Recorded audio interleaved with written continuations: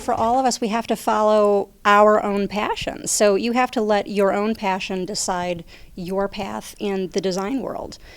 My path and my friends and my family and my spare time and all these other things led to this route of kitchens primarily.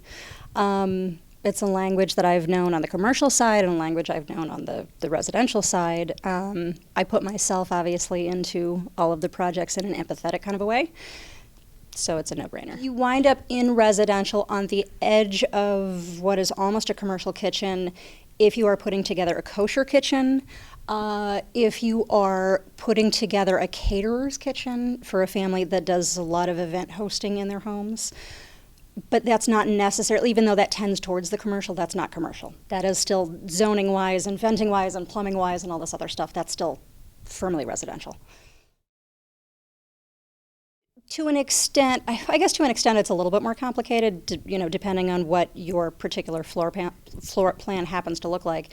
But in general, for all of the rules associated with a kosher kitchen, it almost defines what your design is going to become. So there's not as much that's left up in the air because you have to have a very particular footprint and things need to be in a very particular sort of proximity. So it's easier, it's actually easier than people think. Again, everyone's stories are different. Mine happens to encompass all of these worlds with all of these personalities and all of these people. So for me, I'm able to kind of sit myself, even when things get frustrating, in an empathetic enough place to understand the architect's point of view, to liaise with anybody else who's helping out if I'm working on something else with the kitchen. With installers, with the showrooms and the retail. It's okay for me to say, it's a minor problem, we'll handle it. When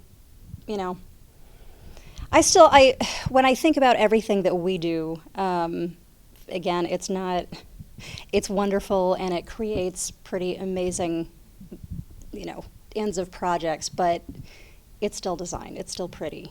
And I think for anything like this that arises, when you've got problems, when you've got language issues, essentially, it's important just to say, I'm going to step back, we're good.